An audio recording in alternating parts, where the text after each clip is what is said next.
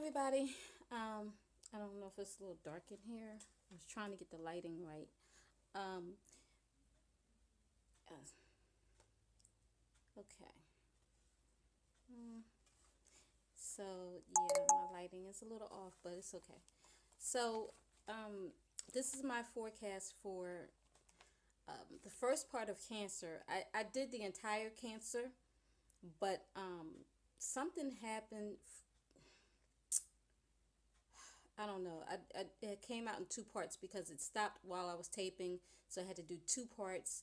Then the first part ended up getting deleted, so I instead of going back doing it all over again, I kept the second part, and I'm just gonna redo the first part of Cancer. So this would be Cancer for the month of April, year 2017, part one. Cancer. Let me see. So I think on the part two, I was starting your ninth house. So yeah, I do everything in the beginning. It's like it's in the ninth house. Okay. Um, another thing. This is for Cancer sun sign or Cancer rising. Rising slash ascendant, however you want to call it. They're the same thing. If you don't know your rising sign, you can find an astrological calendar on the internet. Just Google it, calculator, astrological calculator, and then you have to know your time of birth, and that will give you your rising or ascendant, whichever one you want to say. All right, so let's get started. Uh, Cancer, you are. Let's see, 6. Okay, this is an interesting month because we have quite a few retrogrades. So, starting out with you in your sixth house, there's Saturn retrograde. Now, sixth house is house of service, um, work, health, and daily routine. So, your everyday job, your routine every day, and health and service, like service providers, like healthcare or doctors, whatever the case may be. Let's see. Saturn um is restrictions, is commitment, is obligations, and it's retrograde. So there's some reworking or restructuring something around your job. There's some restructuring around your job. Um, Maybe there's some changes to your everyday daily routine. Um, there's some So if it's work, there's some, maybe you're going to be gaining or regaining some more responsibility or obligation. There's or some type of commitment, maybe even a long-term commitment. Um, Anytime there's a retrograde, there's something that has to be. There's a redo, renew, review. Um, Something has to be done over, or you have to go back over it, or there's like a back and forth, or there's an opportunity coming back. So retrogrades aren't always bad. Sometimes there's just an opportunity coming back. So maybe when it comes to that sixth house, if it's work, there's an opportunity um, coming back for a job, an opportunity coming back around that maybe you missed, maybe you applied for before, you didn't get it, so now this opportunity is coming back for some more responsibility or something at the job. Could be like a promotion or something like that, but just something coming back around to you, some opportunity coming back around is giving you more obligation, more responsibility, more commitment, and it has to do with work. If it's health, there is maybe maybe hmm, let's see, if it has to do with health, and this is retrograde, maybe you're changing your health, like the lifestyle changes or something. You're making some type of long-term commitment to rework your schedule, rework your lifestyle, or changes in your lifestyle, some type of lifestyle change, or health change, something to have to do. I'm not saying it's anything bad, but maybe you just want to make changes to your health. Maybe you want to start that workout, that exercise, that diet, and this time you want to be committed or obligated. Like you're making a change or something like that. um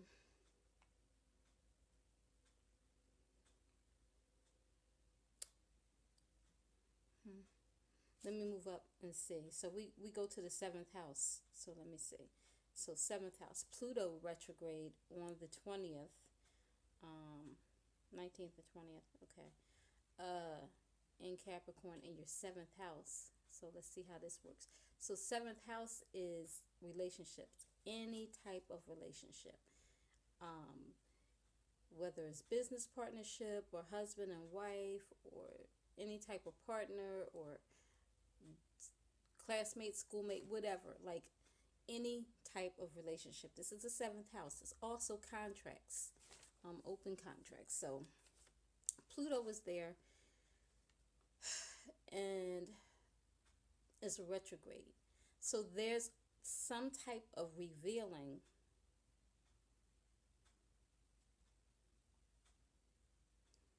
or some issues coming up, some issues that may be coming up with this relationship, where it was like beneath the surface, or because Pluto is anything like behind the scenes or beneath the surface, or something hidden. Is change.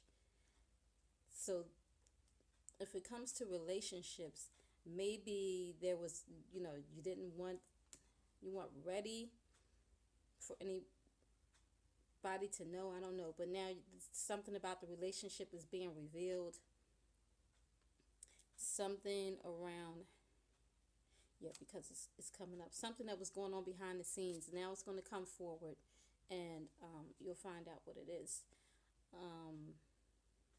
Or you may know what it is, and now you're going to reveal it, or somebody else will reveal it. Maybe there's some changes going on in the relationship. There's some struggles because Pluto's eighth house is the ruler of the eighth house, and that's power struggles. Could be some power struggles in the relationship, and you don't want anybody to know about it, or some deep issues going on. So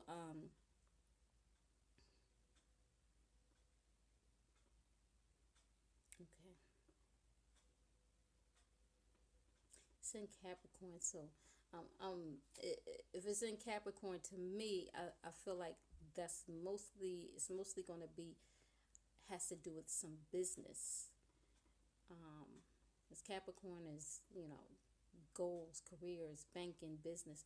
So it has, maybe there's some type of contract, because it's also contracts. Okay, seventh house, remember.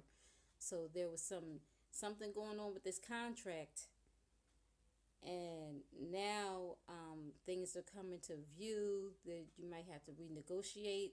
There may be some renegotiating. There was, I don't know, something going on behind the scenes with this contract, and now it's coming back, and now it's coming up. It's going to be revealed. Now you have to rework it. You have to renegotiate it. You have to make changes in it. And yeah, if it was a relationship, there was some type of issues that were going on behind the scenes. Now that's going to come out. It's going to be revealed.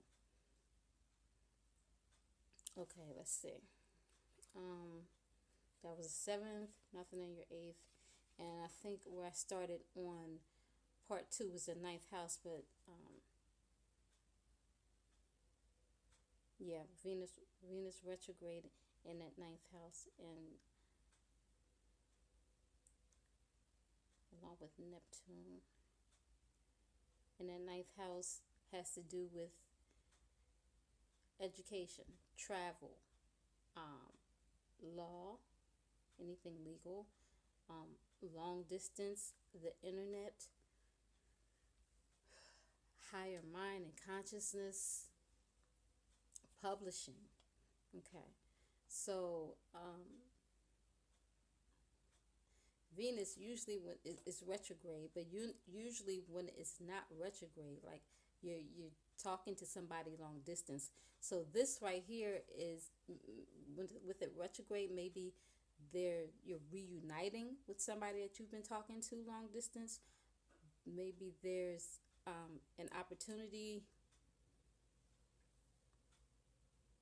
for you to go, like there's a trip, maybe there's an opportunity coming back up again for you to take this trip. This trip from, maybe you took it a while ago, now it's an opportunity for coming back again, for this trip.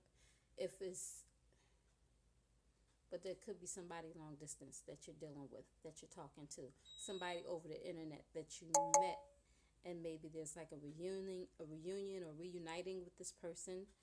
um,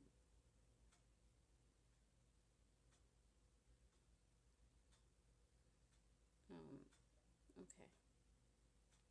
If it's publishing, maybe at one point you were writing or editing or doing something with the book. You were trying to do some publishing or something, and you put it down, so the opportunity may be coming back again.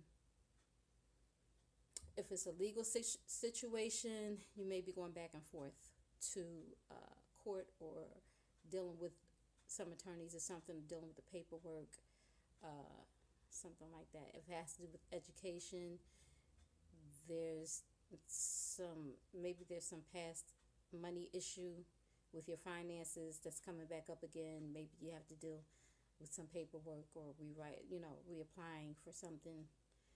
Um, yeah.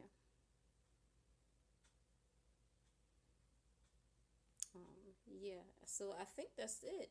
And so this is the end of part one, and so you'll see, I'll have it noted on my page, part one of Cancer, and then you'll go on to part two. So yeah, God bless, and go on to part two.